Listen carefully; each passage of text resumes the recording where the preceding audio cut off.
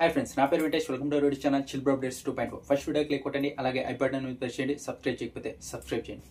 ఇంకొచ్చేసి promo 2 అయితే చాలా బాగుంది. నాకు సార్ అయితే ఈ రోజు వీడియోస్ ప్లే చేసి మరి కోటింగ్ ఇస్తాడు. ఆల్రెడీ అప్డేట్స్లో చెప్పేసే కదా.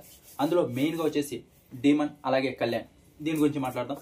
నేను ఇప్పుడు డీమన్కి సపోర్ట్ చేస్తాను అనుకుంటున్నారేమో, సపోర్ట్ ఏం చేయదు. ఇక్కడ డీమన్ అది అడగాలంటే అది ఎప్పుడు జరిగింది? 3 వీక్స్ బ్యాక్.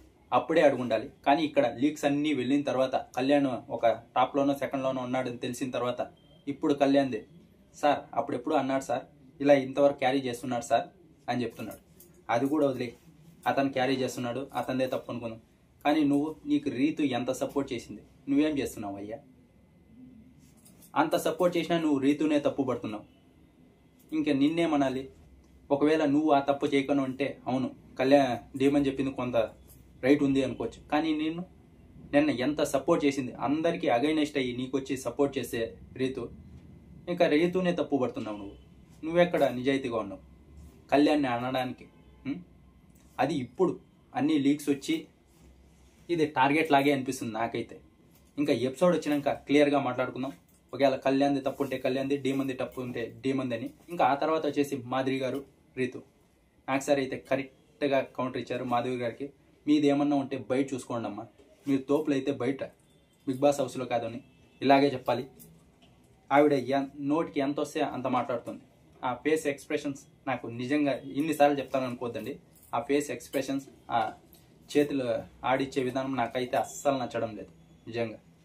అది ఒకరిని ఇరిటేట్ చేసి వాళ్ళ కోపం రప్పించేటట్టే ఉంటుంది, కానీ మామూలుగా ఉండదు. అది నాకైతే చాలా కోపం వస్తుంది.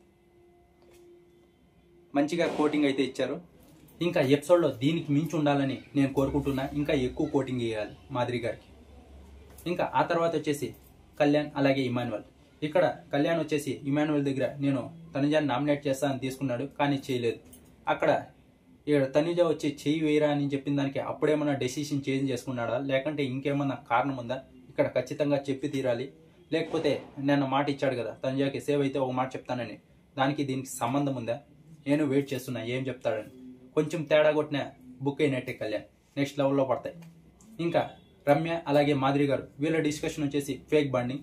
తనుజ గారితో ఫేక్ బాండింగ్ పెట్టుకుంటున్నారు అని రమ్య చెప్పింది. ఇదైతే నిజం. అక్కడ తనుజ, ఇక్కడ మాధురి గారు ఇద్దరు ఫేక్ బాండింగే ఉన్నారు. వాళ్ళకి తెలుసు, వాళ్ళకి తెలియకపోయినా మనకు తెలుసు కదా.